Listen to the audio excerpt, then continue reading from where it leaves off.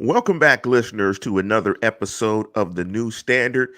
And we're joining you on September 19th, week two of the National Football League schedule.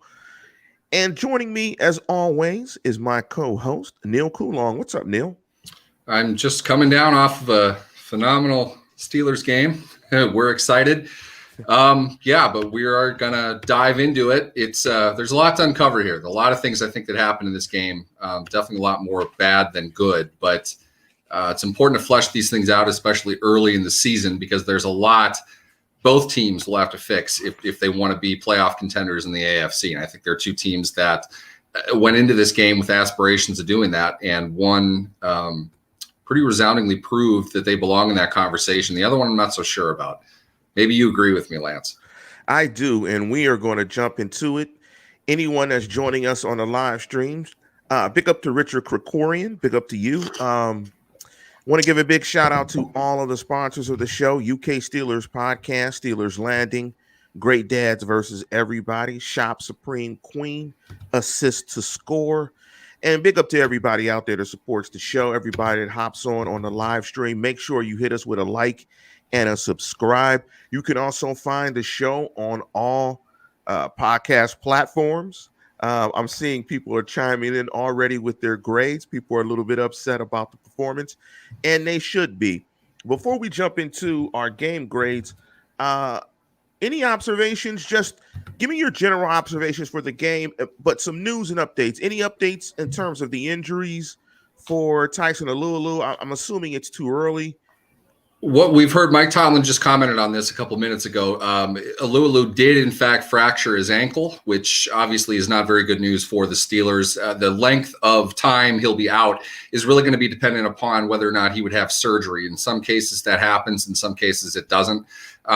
Football being the violent contact game that it is, bones don't just break cleanly like they do when you fall down on the playground when you're 8 years old. So oftentimes they require surgery in order to heal, straight in the way that a professional athlete would really need them to. So I don't want to speculate whether it would be something that would need surgery or not, but we are definitely looking at a possibility of him missing the rest of this season.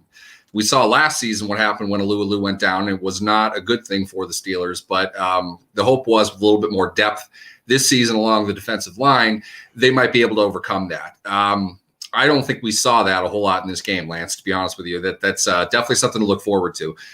To not look forward to keep our eye on. Along with that, the big one, I think, more than Alualu, was TJ Watt leaving the game with a groin injury about midway through the second quarter. The defense lacked pass rush for the most part without Watt in there, and it was a significant factor in the game, in their overall defensive performance, especially against the pass. They were carved up for the better part of the second half by Derek Carr, who I thought played a very good game, but an unchallenged half. He had a pretty clean pocket most of that time. Needless to say, TJ Watt is maybe one of the two or three best defensive players in the game. His loss was substantial today, and an extended absence for him would be substantial as well. A groin injury obviously does not require surgery in most cases, but if it's not ready to go, they're not going to put him back out there next week. And you're looking at a team that quickly goes to a fairly a situation which they're probably going to need to win against a real streaky up and down Bengals team, very similar to themselves. If they want to compete inside the AFC North, they're going to have to get as many division wins as they can, and not having TJ Watt is not going to help that. Along with that, Deontay Johnson was injured on the last play of the game. Yeah, I saw that. Interesting because Deontay Johnson usually gets injured early on in the game. He saved his injury for late. Who knows what that situation is?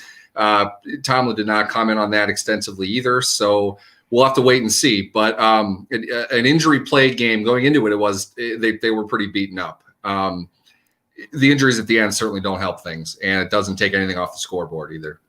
And unfortunately, TJ Watt's injury is something that we talked about extensively on an earlier show about, just running on the sidelines and getting in cardiovascular shape is not preparing for football. It's not preparing for collisions. So I don't think we're necessarily surprised that happened. And unfortunately, what we see right now on a team that doesn't really have too many avenues to win. It's totally dependent on high performances by its defense. And when you say high performances, or when I say high performances, it's totally dependent on the pass rush getting home and the pass rush being consistent. Before I get your thoughts, Neil, on the game or general overall observations, I'm going to take some observations from a 64,000 foot perspective as well as from this game. I think when you look at this offensive line, and I think when you look at the newness of it and the inconsistencies of it, and Trey Turner spitting on the guy is ridiculous. That's not a professional play. That's taking yourself out of a ball game and Add not him to the giving injury your list. team. He's not going to play next week either. They're going to suspend him for sure. That's not doing what you need to do to win football games. So when I look at this offensive line, earlier in the year, we predicted 7-10, both of us. And I don't want to necessarily, jump off of a bridge, the numerous bridges in Pittsburgh after this loss. But I think what it does is, I think the inconsistency of this offensive line puts you in low-scoring games consistently. And when you're in low-scoring games consistently, you give yourself a great chance to lose, because low-scoring games typically are determined by a play or two. The Raiders got that play against Ruggs today. And also, when you look at this team, the way it's shaped, clearly they're stronger on the defensive side of football. But in football in 2021, I'm of the firm belief that defense does not win regular season games. It may win championships if you can get good offense, but it doesn't win regular season games. You can't have a recipe of holding teams down to low scores to try to win every week, because you're not going to score enough points. You're not going to get the point differential that you need to not play perfect games. When I watch the Pittsburgh Steelers, I don't see many avenues, if this offensive line continues to be inconsistent, for them to win football games. And so 7-10 to me is firmly in play. Every game that they play, if this offensive line does not play better, it's going to struggle. It's going to be a struggle. When you look at this offensive line, it needs a mobile quarterback to extend plays, to get cheap yards, and to put them into some third and manageables.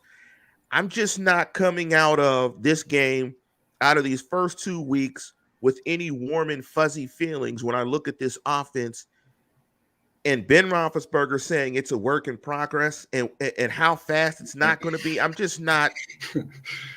not really optimistic about where this offensive line is going, where this offensive is going, and just the struggles of it. It looks very difficult for them to move the ball consistently and to score plays and to score. And like you said a couple of weeks ago, in the National Football League right now, it's about explosive plays. I don't think that this offense can generate explosive plays consistently for them to score.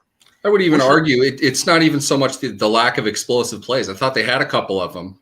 In typical Ben Roethlisberger fashion, anytime he sees his big downfield guy in single coverage, he's going to put the ball up there. And to some degree, it's a 50-50 ball. You're going to get 50% of them. And it's nice. And that helped out to some degree. They don't have anything else offensively. And if we're lining up Ben Roethlisberger's comments that it's a work in progress, pardon the language, but yeah, no shit. I've been saying this all offseason. This team does not have a good offense. It's 7-10. I thought was more, they're going to put it together. They'll get something going by the end.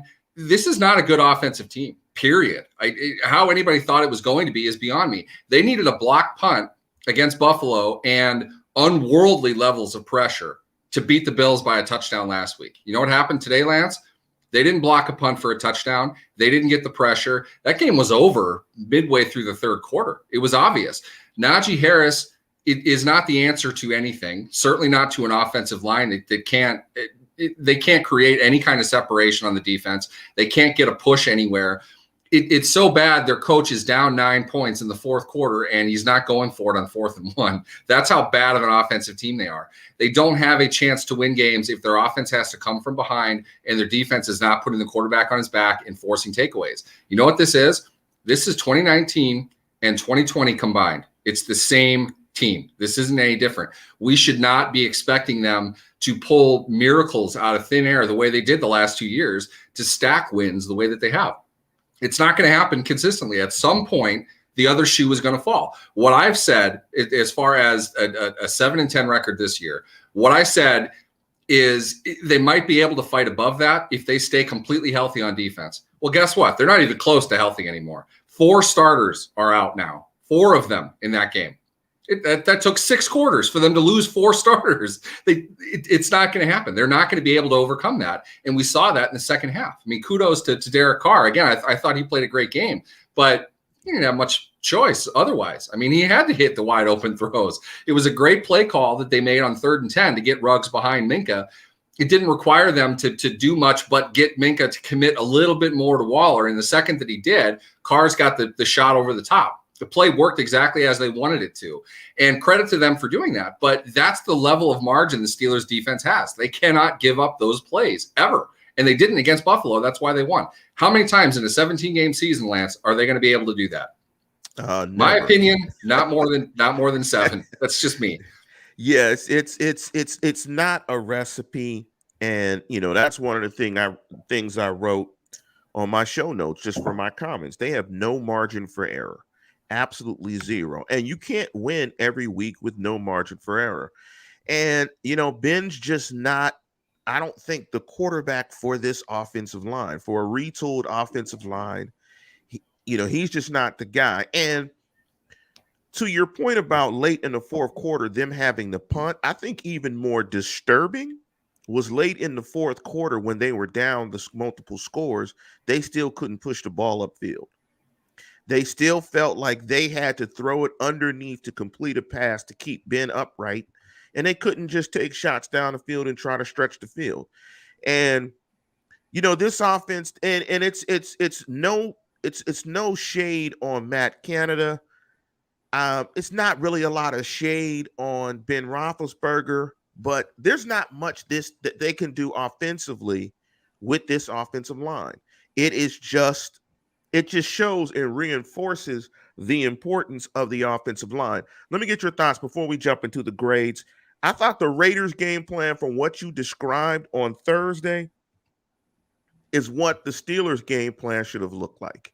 I thought the Raiders did an excellent job of being able to complete short to intermediate stuff and use their best weapon in Waller as a decoy to open up some other things. The other observation is the Raiders' offensive line outplayed the Steelers overall in the game, and Leatherwood going out was the worst thing that happened for the Steelers in this game. It was, indeed. I said that at the time, too. This is not going to end well for the Steelers. Yeah, they were kicking his butt. That was fun to watch. They were killing him. And the Raiders' pass protection got better when Leatherwood went out. My other observation is the Steelers only had the ball for 25 some odd minutes on offense. The Raiders had, I think, at least maybe 10, 15 more offensive plays run than the Steelers. This is not a recipe for sustained success. You can't continue to get destroyed in time of possession, and you can't continue to, really struggle to possess the football. At some point in time, like you said, Neil, and I think it was a great observation, is the more plays you have, you're more susceptible that your defense at some point in time is going to give up a big one. And that's what happened in this game. Yep. And that defense got worn down. TJ went out, and then it was just off to the races for the Raiders. Kudos to the Raiders for a fantastic win in Pittsburgh. It's a huge win for them. And big plays, again, usually are what define a game. We saw it last week, and we saw it again now. The Steelers, to their credit, they hit a couple. I think Claypool made a nice play down the field on the one to set up Najee's touchdown to keep them competitive. But the big play from the Raiders that they marched down the field a couple times before, but Ruggs' play obviously was huge. What about the one on Claypool, the perfect hit on Claypool that dislodged the ball by the kid who basically killed himself for the sake of the team? That's a huge play. The teams that make those plays win games. The Steelers did not make any substantial plays in the second half. The Raiders made all of them.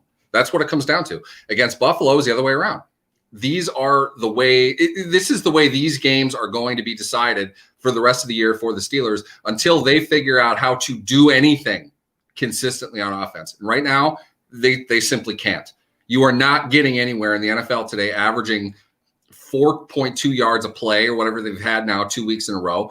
They have possession for 25 minutes, which is almost a guaranteed loss, especially when you've turned the ball over once in 2 games and you have no possession at all. They're not able to consistently keep an opposing offense off the field. And eventually in this league, the more you're on the field, the more you're going to score. That's the way it is. There are too many playmakers. Rules are too slanted toward the offense. Teams understand the value of big plays down the field. They're spending ungodly amounts of money on guys that can do one thing, which is make big plays or draft them 13 overall like Henry Ruggs. That's all they're capable of doing, but they have impact on games. And the Steelers don't have anybody right now that's doing that, and they're not going to. They don't have an offensive line that can protect their quarterback. They don't have an offensive line that can carve holes in the running game. I swear there was a play Najee Harris got the ball in the backfield, and he was dancing against shadows when he got it because he assumed there was going to be somebody there, and there wasn't. He had room past like 2 yards from the line of scrimmage, and he was juking back and forth. There was nobody there.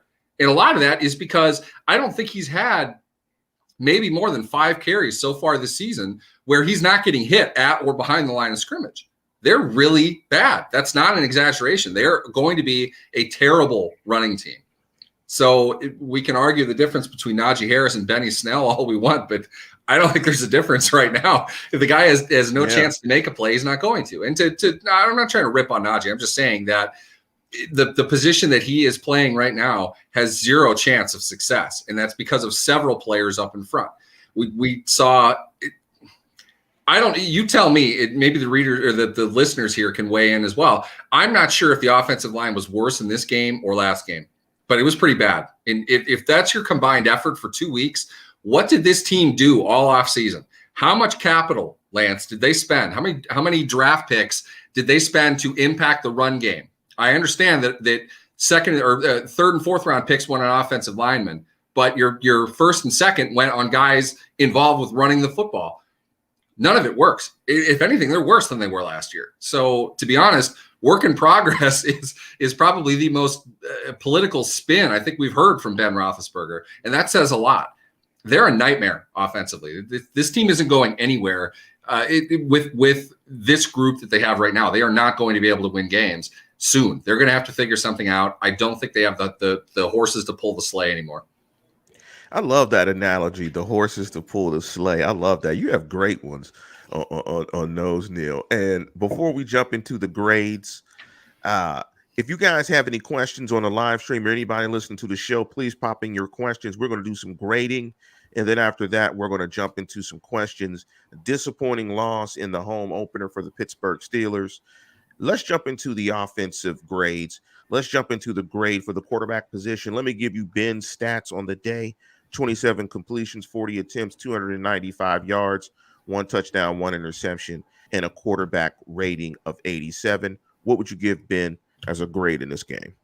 I'd give Ben probably a C+, B-, somewhere in there. I don't think he did a bad job today. I don't think he had a whole lot of an opportunity to do much. I definitely think he made an active and concerted effort to get the ball down the field. And he put up a couple good throws. It wasn't great overall. I don't know how much I put this on Ben. The interception wasn't a real good decision on his part. You're going to get that from him here and there. But overall, not bad, not great. A little bit above average. Call it a C+. I think I'd give it a C too. Again, I think this offensive line requires a quarterback to be able to be mobile, to get extra yards, to put it into some advantageous situations where it can get before the sticks, where it can convert some third downs a little more easily. I just don't think right now it's a nice match between quarterback and offensive line. I think Ben was slightly above the line, so I think the grade of a C+ is probably right. Let's jump into the quick question here from Melvin. What's up, Melvin? Congratulations, I believe, on the birthday of your son. So congratulations, Big Mel, longtime listener of the program. And he asked, when will Deontay and Ben get in sync? He constantly stops running routes. I know the OL issues are there, but when Ben does have time, the wide receivers don't have a lot of separation. I would say this. I think it's a good observation that it seems like he's cutting routes off fairly often. We've seen that more than a couple times this year. That is what that is indicating is that they have an option route set up, which means the quarterback and receiver are both reading one player or one area of the field. Based on the depth of the defender, whoever that happens to be, that is what tells the receiver to go wherever he is. Ben seems like he's reading that defender differently than Johnson is. And in the 3rd and 10, where Ben threw it up and there was nobody behind him, and I don't think there was anybody within 20 yards of that throw, Johnson cut that short. And in this particular case, from what I saw, this is just my useless opinion, I think Johnson got that one wrong because Ben is probably reading the safety. And the fact that there is not a safety over the top for Ben, that's code for go to the end zone. Ben loves single coverage. Ben will throw one-on-one against anybody in the league at any time. To him, if the defender is with the receiver, if he's even with the receiver and there's no help over the top, that means go. Johnson didn't do that. He cut that off. There are a couple other ones. It really is circumstantial. You have to look at the situation and see what it was. I can't speak to all of them. I just know that was the big one today. And Johnson doesn't seem to have the same kind of confidence deep down the field as Ben does. I don't think anybody has the confidence Ben does down the field, but Johnson doesn't seem to want to go get the ball that much. I'm not sure why. Deontay's interesting. I think there's some mental stuff going on with him for the most part. I'm not sure if he is always on the same page with Ben, but he's a damn good player. Ben's a good quarterback. They'll get it together. That's reps. That's conversation. That's film study. They'll get it back. I'm confident that Johnson's going to have more than a few big games this season for him. Let's jump into the running back grade, and I'll give you my grade. We'll go back and forth in terms of who gives the grade. Najee Harris had 10 carries, 38 yards. Benny Snell, 2 carries, 1 yard. And so for the running backs, they have 12 carries for 39 yards. That's about 3 yards a carry. Let's just say for the entire running back position, I'm just going to give them a D. I don't like to give Fs, but because I'm not sure what Benny Snell and Najee Harris can do as running backs with this offensive line. I'm not sure. So I'm going to give the running back grade a D in this game. I think the want-to from Najee is there. I just don't think the offensive line is good enough right now to support a running game in any way, shape, or fashion. What's your grade for the running back position? The running backs in this game is Najee, just like it was last game. I don't care about Benny Snell's 2 carries or 1 failed end around for Chase Claypool or the gimmick touchdown by Juju. Rushing in this game was Najee, clearly. I am tempted to give it an incomplete, and I think most people will probably agree with that. I'm going to say why. We can't do incomplete. You got to give a grade. I found out in college anybody can give an incomplete if you know what to ask for and how to ask for it. But Najee, no, most of his carries he had no chance. At the same time, though, he's not making guys miss. He's not making guys pay. He's not dragging defenders down the field a whole lot. He's a 23-year-old workhorse running back. I kind of want to see a little bit more from him. I'm not going to crush him for that, but I guarantee you the running backs coach is going to tell him that sooner rather than later. It's not that I expect him to have 5 yards a carry with what he's getting, but he's at 3 yards a carry on the season right now. They drafted Benny Snell in the 5th round 3 years ago and kept him on the team now to do basically the same thing that Najee is doing. So the expectation is a little bit higher for him. That said, it's not just about running the ball. He made a nice play on the screen pass that he got, the 1 touchdown. He catches it in the flats. He made a guy miss there. He outran a guy to the pylon, dove in, made a nice play. That's the kind of Najee Harris style that you wanted to see from him on the team this year. So with that, I'll give him a C. And I'm probably going to give out a lot of Cs. I'm a big C guy. I don't think it was entirely his fault, but I don't think he played a great game either. He's not helping it. He wasn't drafted in the 1st round to run into a perfect situation and have everything fall perfectly for him. If he's gaining 4.8 yards a carry and there isn't a defender until 3 yards past the line of scrimmage, he probably should be doing more than 4.8 yards a carry. If he's only doing 2.8, which he is in this game, he better be met in the backfield in every single one of them and at least shake off the first guy. He's not doing that. They're slowing him down. He's not beating guys. I think Jonathan Abrams knows now not to mess with him on the sideline. It was a great play that he made, throwing him to the ground. You like to see that. I would have liked to see a little bit more. I don't know how many opportunities he had. But I don't think he's blame free at all. I don't think his game was otherwise perfect. That's why I would say, if we were allowed to, I'd give him an incomplete. But a C is about right for him, mostly because of the run that he made after the catch to score the touchdown, and the stiff arm that he gave Abrams, which was much appreciated because I really don't like that guy. Yeah, I'm gonna increase my grade to a C. I did not add his impact in the passing game. He did get 5 targets, 5 receptions, 43 yards, and a touchdown reception. So I think that increases his grade for me to a C. But they did not draft, to your point, they did not draft Najee Harris to be a complimentary player. They drafted him to be a difference maker as a first-round draft pick. What's your grade for the offensive line? It may as well give him an F. I mean, it was bad. Ben got hit a lot, 5 or 6 times. Him getting rid of the ball was the only reason he prevented 6 sacks today, which, to add to Ben's grade, add that he's playing defensive football most of the time. He got popped a few times after the throw, and there was a free rusher on every play. I mean, they were constantly in the backfield. They did very little to protect the passer in this game. Protection overall was poor. I put that on the tight ends as well. I am not somebody that's going to evaluate the tight ends as outside of the offensive line. Their primary purpose in being there is to help protection. They didn't do that at all today. That was a poor job. I know everyone loves Pat Freiermuth. He did not block well today. Tackles didn't block well. We didn't see great play from the interior. And our starting right guard, who probably should be the best on the offensive line, spit at a guy and got thrown out. That's the kind of game this was. It was. Yeah, it is. He's going to get suspended for a game. Should we talk about that? I'm curious. What do people think about that? I saw that right away. I was like, oh, no. There's no way the NFL is going to let this guy play next week. Yeah, that was a terrible play. That's a terrible play. Really unprofessional by Trey Turner. Yeah, this offensive line is just bad. I mean, I hate to give Fs. I know I just said that, so I'm going to let you give the grade of an F. So I'll just give it. I don't like doing this. I'm going to make you say it alone. I'm going to give him a D-. That's fine with it, though. I guarantee you're not going to see. You won't see many people giving the Steelers a passing grade on their offensive line tomorrow. No, that's not a good performance. And this is the type of game where you have to actually watch the game, because if you look at the sacks, I think the Raiders only had 2 sacks on the game, but they had a ton of pressure. They have pressure. There were a lot of it.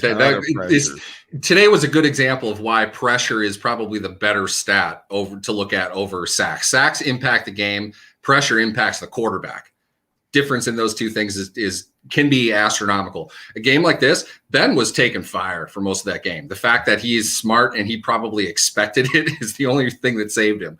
A lesser experienced quarterback, a more stubborn quarterback would have taken 5 sacks today easily.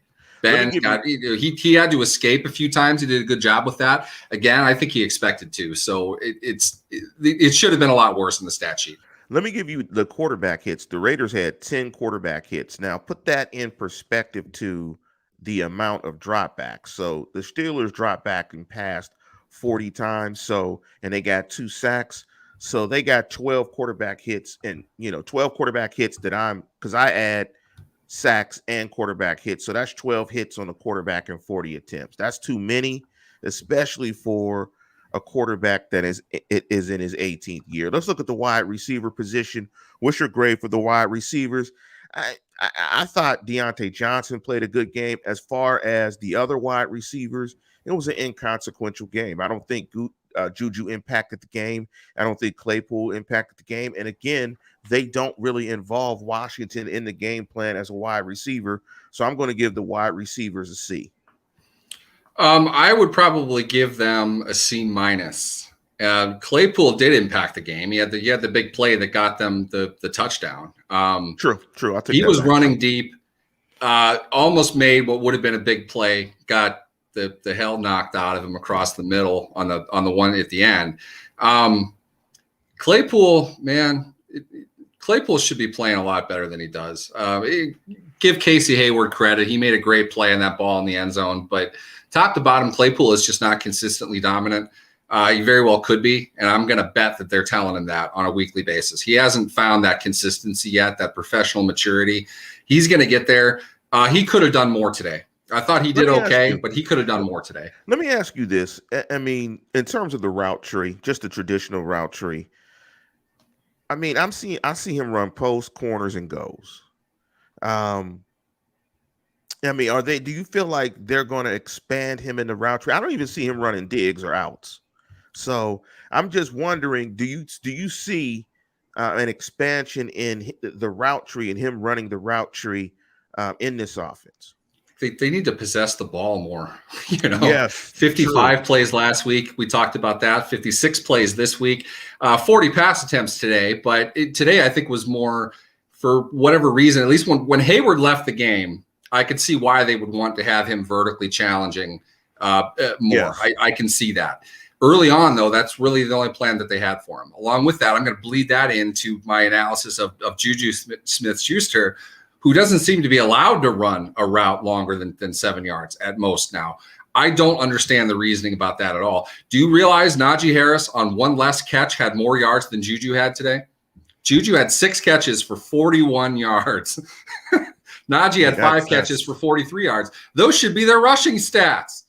Yeah. Now we're looking at 2 non-factor receivers. And keep in mind, Juju, 6 for 41. He had a long of 17. Okay, yeah. So do the math on that. What is it? 34 yards on 5 catches. Najee, 25 yards on 43. So you're looking at 18 on 4 catches. I mean, that's miserable. That's abysmal. That's abysmal. These are guys that are catching the ball and being tackled where they stand. There are reasons why that's happening. Some of it is because they're not making guys miss. Juju did a great job.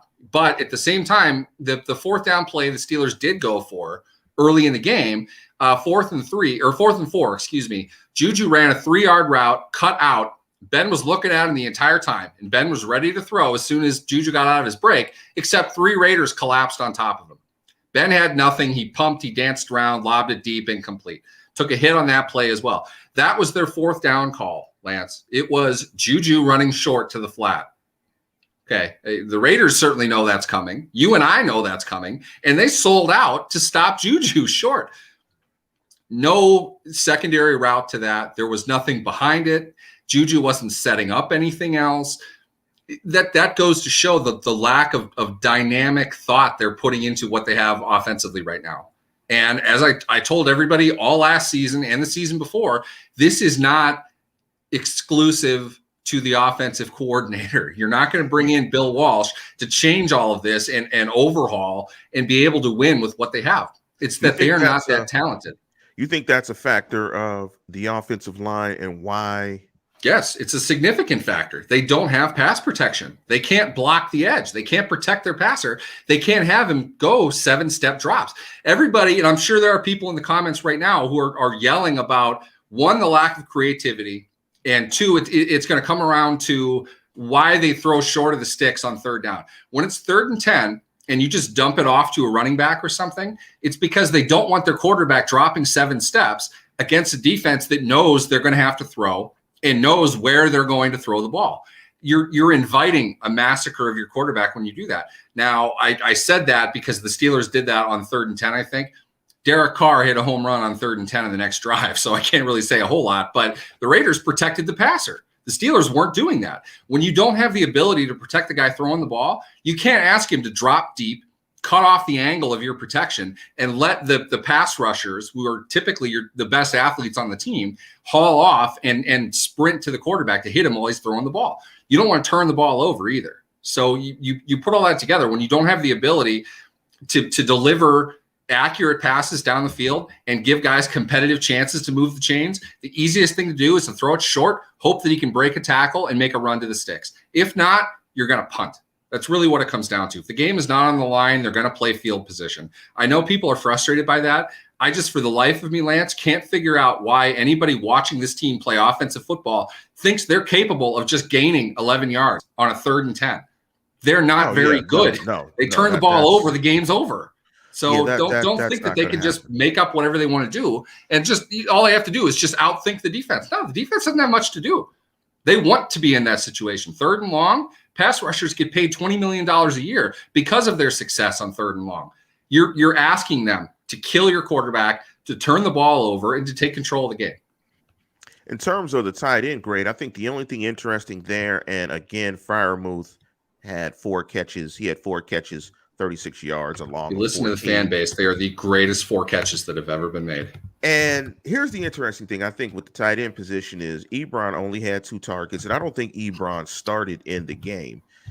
Is Freiermuth the starter now?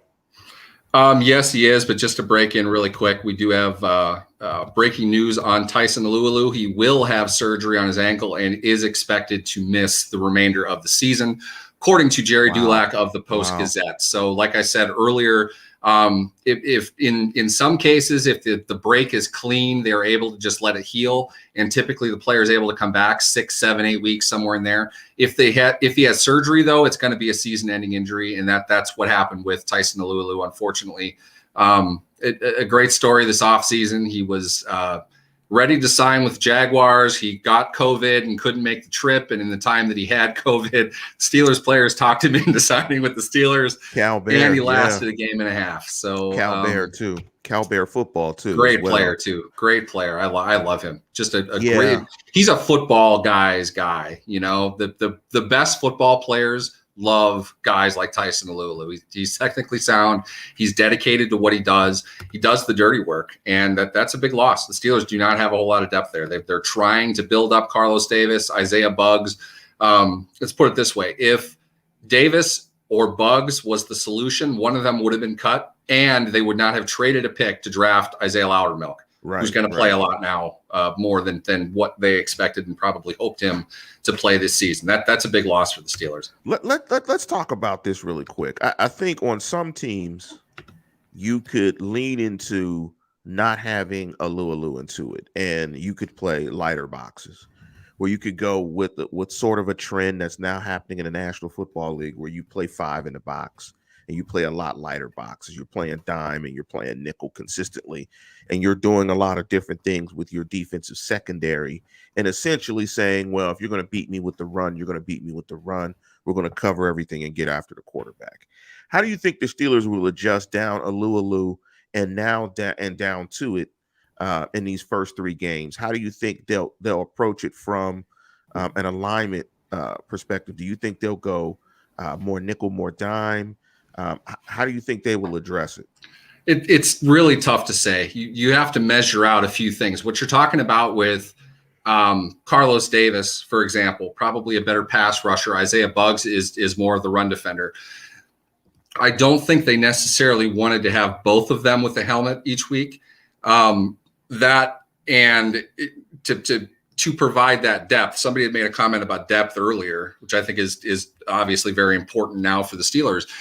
You need that depth to go along with it, though. So to back up one player, or to back up both of those players, you need another one. That's a +1 at least on their defensive line that they probably didn't want to keep week to week. Right. So they're going to have to make a decision on what they can do with perhaps one of them, if not 2 of them.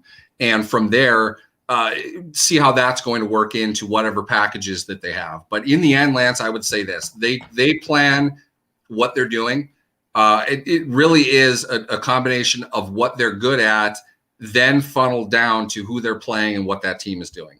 So you look at Cincinnati. I have not watched Cincinnati yet. I don't really know what they're doing at this point, but I know they're capable of running the ball. You're going to need some type of run defense in there. Without Alualu, especially, my guess would be Cincinnati's going to want to run the ball next week. So Absolutely. My guess, just right now, 2 minutes after news broke that he's not going to play, my guess is going to be Cincinnati would want to load up. If that's the case, they're going to want to play heavier. 21 personnel, 2 tight ends. Yeah. I mean, the Steelers are going to want to play up front heavier. That's typically a 4-man front. Pinch in the outside linebackers a little bit more. But it's also the type of thing they're going to see 7-8 times a game. That's a lot. You don't play the same packages all the time and everything that you're doing. The Steelers to this point have based everything they're doing on nickel packages and dime packages. And I don't mean, cheap like nickel and dime would normally emphasize. I mean that they're playing heavy in the secondary. I don't know if they're going to be able to do that next week. Not now. Keep in mind too, Carlos Davis was injured this week. Go figure. Right. They've got a problem. They've got a problem. But I'd say Henry Mondu is going to get called up off the practice squad, and they got a lot they're going to need to figure out. They have no depth on defense anymore. Did you give me a grade for the tight ends? I know we got tight ends. I'd give a D. They didn't do anything. I thought they were poor in terms of blocking and protection. I don't know if Abrams has had many donuts in his career in Pittsburgh. He didn't catch a pass. I think we're definitely seeing kind of the beginning of the end of him in Pittsburgh. And I also think that they really only kept him for the sake of insurance and their need to really have some continuity among their tight ends. I think Freiermuth is going to be their guy over the course of the season. I just don't know how many passes any of them are really going to get. But if they're not blocking better than what they did today, it doesn't make a difference. I don't care how many passes they catch. If they can't block, they're not helping the team the way that they need to. They got plenty of guys on this team that can catch the ball. Tight ends, 4 for 36 on 6 targets for the tight ends is not a good game. Let's jump to the defensive side of football. Start with your grade for the defensive line. And I'm going to guess what your grade is going to be. I'm going to guess it's going to be a C+. For who? For what? The defense? The defensive line. Defensive line. I thought defensive line did pretty well. I'd probably put them in the B-ish range without really being able to dig in and break it down. They lost to Lulu pretty quickly into that game. Keep that in mind. Isaiah Buggs had to play a bunch. Loudermilk played a bunch. It's tough to overcome that in the game. I thought Cam Hayward played well, and he really is their defensive line now. So top to bottom, I don't think it's unfair to say B-. They stopped the run well. They got pressure at least earlier before they lost Watt. It was a tough road to hoe. The defensive line was not going to win this game. Let's put it that way. They could not put it on the hands of the defensive line and expect to win. Yeah, they only gave up. I'm looking at the running back totals for the Raiders. They gave up 20 carries, 41 yards. So that's like 2.1 yards per carry. So that's solid. Barber averaged 2.5 yards per carry. Kenyon Drake averaged 1.3. The long run of the game for the Raiders was 13 yards. This was definitely not a rushing game. This was a game where the Raiders felt very comfortable because of, I think, the early TJ Watt injury of being able to go to almost exclusively the passing game and throwing the ball, about 41 times or 41 dropbacks. So, I mean, the defensive line, I could agree with the B-. I don't think it was a great game. By no means did it look like Buffalo, but I don't think it was necessarily a stellar game. Let's jump to your linebacker grades. What you grade the linebackers, Neil? I'm probably going a C- to a D+ out of the linebackers. Schobert made a play or two in pass coverage. They really went after him, though. Yeah, they did. You think he's a step slow? You think he's playing like a guy that's new to a defense that's maybe a little step slow, not playing with fluidity and being kind of natural and just playing and just playing fast? Or is he thinking? Or what's your thought on Schobert so far? I think anytime you ask a linebacker to be covering one of the modern weapons in the NFL more than 10 yards down the field, danger. Yeah, you're behind. The days of Patrick Willis, a true third down, 40-yard depth guy, Brian Urlacher, that's gone. We just don't see that anymore. Yes, there are some. I'm exaggerating when I say that, but Joe Schobert is not one of those guys. So he had a couple pretty tough assignments today. I thought he made a great play on the one deeper down the field. I don't think he's far behind it. I think he's just getting beat in pretty tough situations. When the quarterback has 4 seconds to throw the ball and a linebacker is covering a running back or a pass catching tight end on a wheel route or a deep corner, he's at a disadvantage. Those are routes that are run when you have protection, when you have the ability to make those throws. Linebacker's not going to provide in single coverage. A linebacker's not going to provide, the type of defensive support that you need after the ball is in the air. I mean, it's already over at that point. The defense is lost. Let me ask you from a coaching perspective, the grade on that play.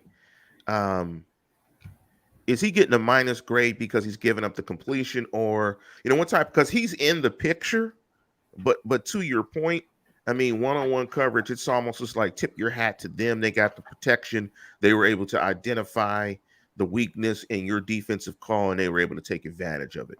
How is he getting graded on that play? And I agree with you about the linebacker grade. I'm gonna give them a C minus. I don't think they really impacted the game. Well, but how is he getting graded on those plays? It depends on how the team would grade them. I don't think necessarily the play that I'm thinking of, it was deeper down the field. Guy made a nice play on the ball. Without having seen what Schobert was doing before the result of the play to me didn't look like it'd really be all that much of a minus, but he's a highly paid professional athlete. He didn't win the play. So if you don't win the play, you lose it. That's just kind of the way it goes. They're not going to pat him on the back, but they're not going to chew him out either. He got beat. You want them to stay competitive. You want them to be able to get in the fight with some confidence, but you wouldn't call it a winning play for sure. Guy made the catch. It's just he's not the only guy in the play. We have a tendency to want to think that it always comes down to one guy. To a molecular level, then yes, at some point Schobert lost that play. It wasn't the key factor of the play, though. It was a good throw. The guy made a nice catch on. Schobert's right there. If the ball is 2 inches inside, it bounces off Schobert's head. So you got to give the quarterback a lot of credit as well. He got beat on the play, though. I would argue in many cases that, like I said earlier, the play is lost when the ball goes in the air because a lot of people didn't do their jobs then. I'm probably going to put more of the emphasis on the fact that a throw was made, and it was made to a spot that was very difficult for the quarterback to hit, and he would have needed the space, the time to be able to make that throw. I wouldn't put it on Schobert, but at the same time, when you're in coverage, the goal is not to have the ball thrown to you anyway. Being targeted to some degree is a loss if the guy makes the catch. I'm going to just say it like this, and this is kind of hedging, and I apologize for this. It's better than John Bostic. I'll just leave it at that. Johnny Bostic. He was a treat. It's better than Bostic John got targeted 7 times a game. They couldn't get him out of coverage. The only time he didn't get targeted was when he wasn't on the field at all. Yeah, I have visions of Kansas City destroying John Bostic a couple of years ago. Boy, that game was bad. The first half of that game was like a circus. And Patrick Mahomes' second game. Oh, big up to my guy, Coach Caller. We're definitely going to jump into his question. Big up to my guy, Brent Rodriguez, one of my football senseis who's taught me a lot about the game. So big up to him. He's now a chef. He's chefing up treats in the kitchen, but he's also a offensive football wizard, former college offensive coach. I feel those skills go hand in hand. Yes. He's a Ginsu. He's a sensei in the kitchen. So big up to him. Brent with the spices. He's spicy in the kitchen and spicy on offense. Let's jump into the secondary quickly. Give me a grade on the secondary. Let me give you some stats, though, before you give me a grade on the secondary. Derek Carr, 28 of 39, only 9 incompletions, 382, 2 touchdowns, a rating of 126.6. The success of a quarterback is always symbiotic to pass rush. I think his success in the game was largely due to the fact that TJ Watt went out, pass rush suffered. As a result, they got more comfortable in their play calling because they could protect, spread out the Steelers, and really get after a young secondary. What's your grade for the Steelers secondary? I'd give them a D. I don't think they played well at all today. In fact, probably on review, I'll say it was worse. Unfortunately for my boy, James Pierre, I don't think he played at a varsity level today. Speaking of not varsity level, Justin Lane, they're not going to want him on the field much anymore. I guarantee you Cincinnati's going to notice him on film. He was bad. I don't think I have an opinion on Sutton at this point. Minka gave up some plays today. He knew it, too, after that touchdown. The all-pro guy needs to make that play. He missed it a little bit. This is, though, Lance, going back to what we talked about last week, the more you shadow one guy, the more you commit to taking away one guy, the more that's going to be exploited. And that's what happened on that Henry Ruggs touchdown. Minkah, because it was hammered in his head all week, Waller.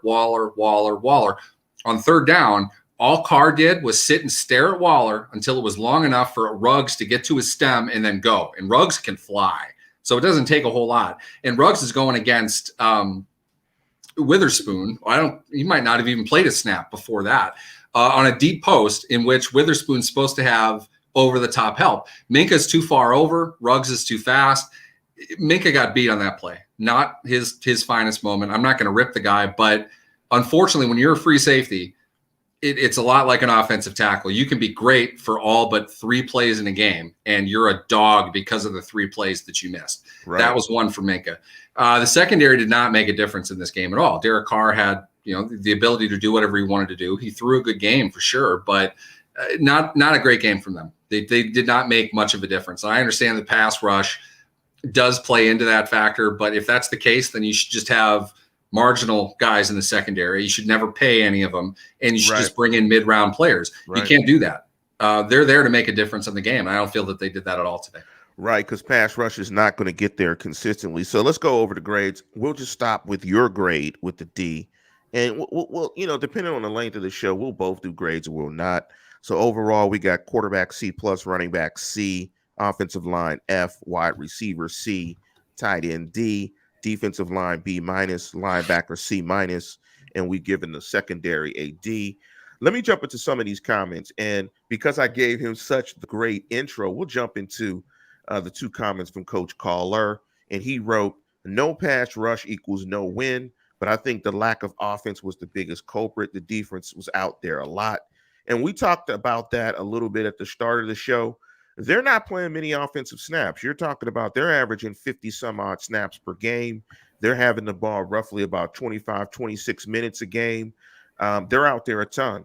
And what we talked about also earlier in the show, they have to pitch a shutout, a perfect game, essentially. Not a shutout on the scoreboard, but they can't make any mental mistakes, give up any big plays, give up touchdowns like that, like they did to Ruggs, because they're so bad offensively.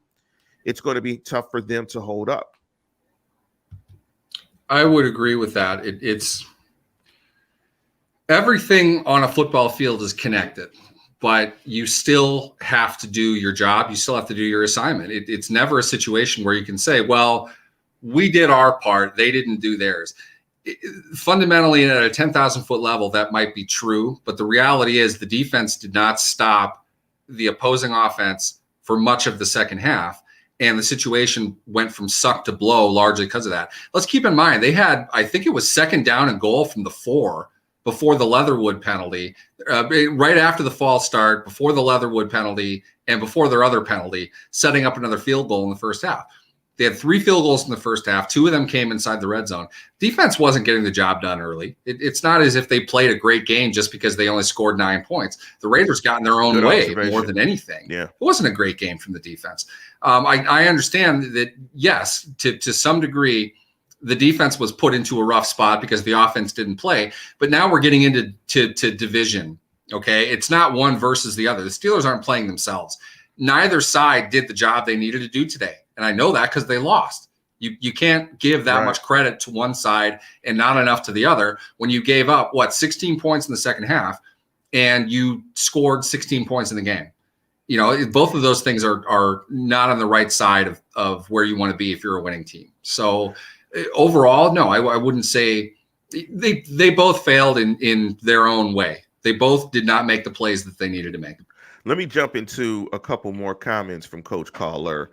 And I love the way you put that, because I think too often, and I think we as fans have fallen into the ESPNing coverage of football where a unit gets overly blamed when you lose the game as a team. It's not like when you get a loss, it's not like it's the Steelers are 1-0 and defense is 0-1. Like, it's a team loss. There's enough bad play on both sides of the ball for you to lose the game. And Coach Caller also said D grade for defensive backs, although no QB pressure adds to DB problems. Too much spying on LV tight end. And lastly, he said the Las Vegas receivers made no challenge catch. It was toss and catch. You know, this was a tough one. I mean, your strength right now is your defense. And again, if your defense does not play well, and now it's going to play below the standard, I don't care what Tomlin says when he says a standard's a standard. You can't maintain that standard with the level of injuries that they have. You just suffered a season-ending injury to Tyson Alualu. Tuitt is out.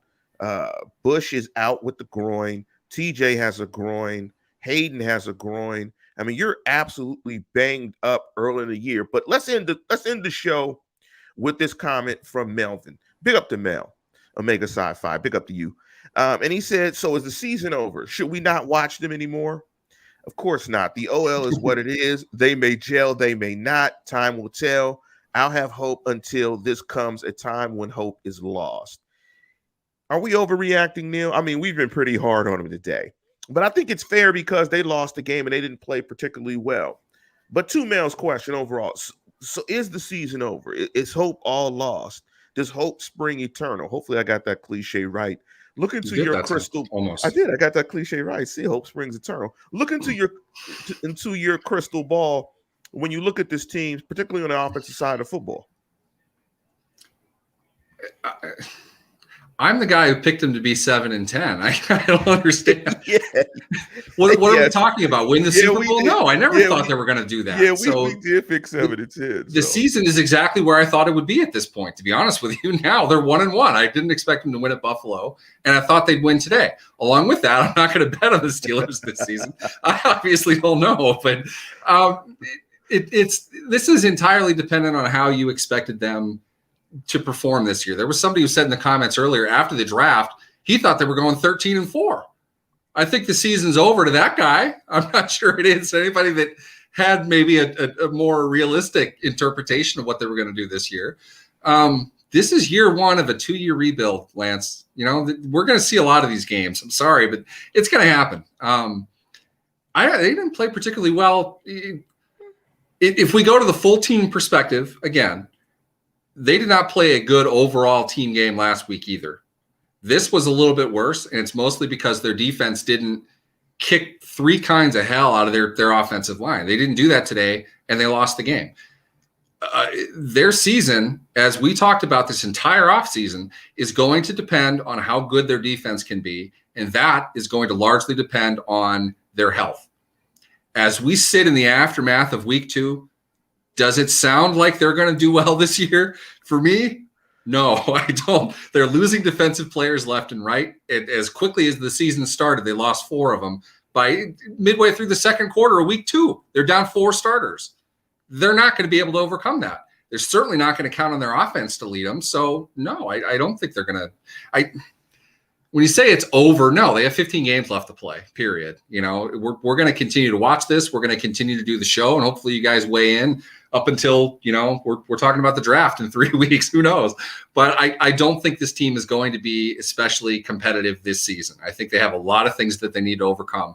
And a string of some luck and ideal health could have gotten them to a better point. But 7-10 might have been optimistic at that point as well, because their offense is even worse than I thought that it was going to be. And this is why we continue to watch the games, because I love Mel, because hope does spring eternal. And I'm going to challenge you guys, Steeler fans, if the season does take a turn for the worse, you still better subscribe. You still better check out the program. I'm challenging Steeler Nation. And I love Mel for the optimism. I think we can still win the division. Ravens and Bengals are down right now. Just saying. And hey, hope springs eternal. Bengals are still playing? I'm not sure. Game ended at 4. Yeah, I'm not sure. I mean, They came back. The Bears were up on them like 17-3 or something. Yeah, it's the Bungles. I mean, who knows? You know, I try not to call them by their actual name. As an old. Yeah, Baltimore's in play until tomorrow. Yeah, we have a lot of alternatively selected perspectives of what's going on in the NFL. So, Neil, before we get out of here, you know, we talk about. Let me just give some scheduling. So we're going to try to do the show at 1:30. So let everybody know we're going to do the show at 1:30. Try to do it 30 minutes after the game, whether if they're playing late or whatever, so it'll be 30 minutes after. And we're going to do the Thursday show. The Thursday show is going to be early morning around 6 a.m. Pacific Standard Time, 9 a.m. Eastern Standard Time. Brent Rodriguez, again, Coach Caller is right. The season rests on the O-line gelling. It has it has to, Well, there you go. It has to happen. I mean, here's another idiom, Lance. How does this one go? You can't make chicken salad out of chicken shit. Is that what it is? I think that's what I'm terrible with cliches. Yeah, so I don't think know. That's what it is. Before we get out of here, Neil, what's going on? What you got for it? So listeners should look. I don't know. A lot of teeth gnashing, I'm sure, but injury situations. It's time for other guys to step up. We're officially in next man up. Standard is the standard territory from Mike Tomlin. We'll see who the Steelers media department is goodly enough to trot out for us to talk to this coming week. I'm sure it won't be Melvin Ingram, or excuse me, not Melvin Ingram. Trey Turner, who, by the way, Mike Tomlin said Turner is saying somebody on the Raiders spit at him first. So maybe there's something to that. Maybe we should, at least listen to that side of it before we condemn. But I will say this. The NFL does not rule against video evidence. And I am 99.9% certain Turner's going to get suspended. So we add in the defensive losses that they have. They're going to be down a right guard next week as well. So we can look forward to the return of BJ Finney. He will absolutely make that line a lot better. Yes, he will. No problems at all in a big divisional game. So let me end the show on a positive note by simply saying, Steeler fans, remember to always tune in, tell a friend, and subscribe. It's the only way I could end it. Steelers probably takes that. The Steelers 1-1, tough loss, but there's 15 more of these, so hope does truly spring eternal. And with that, we're going to get out of here. Enjoy your Sunday, Steeler fans, and thank you for supporting the program.